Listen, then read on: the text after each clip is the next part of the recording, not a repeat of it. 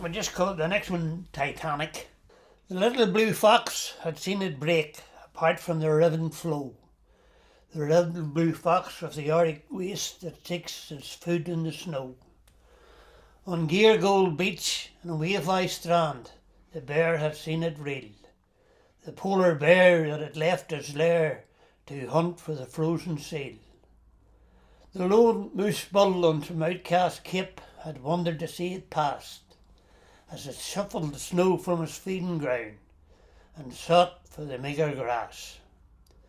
The sealer fled from out its path, and the frightened whaler fled, for a derelict berg on the fishing seas is a thing of fear and dread.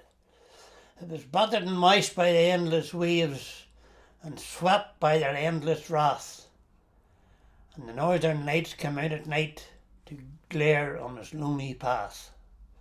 And never and anon neath the dusk and the dawn to the southern seas it bore, with the lean loch lands in the north astern, and the trackless seas before. Proudly she swung from the crowded pier as her mooring chains ran free, virgin poor from the Belfast docks to the olden trail of the sea.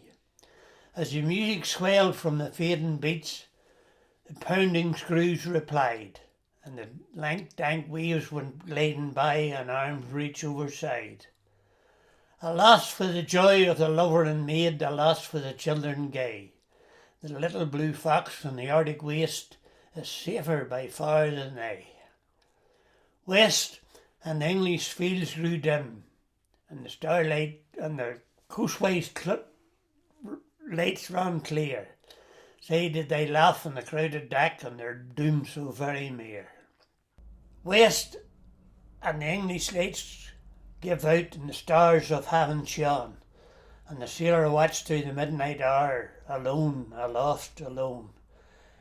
The stars shone down from the lonely sky as they shone on the frozen snow, where the bear had eaten a little blue fox it killed by the Arctic flow. Say did the grimy stoker smile in the face of the furnace breath. We do not know that this we know we laughed in the face of death. Say did the lover hurry and fret to get to the sweetheart's side. We only know when the davit swung, he gallantly stood aside. And many there were whose life and work was much misunderstood, but in the hour that tried their soul, we know that their death was good. For greater by far than deeds of war, or right or great mistake, is a life that's given in sacrifice for a child or a woman's sake. What is a man not ours to ask or ours to make reply?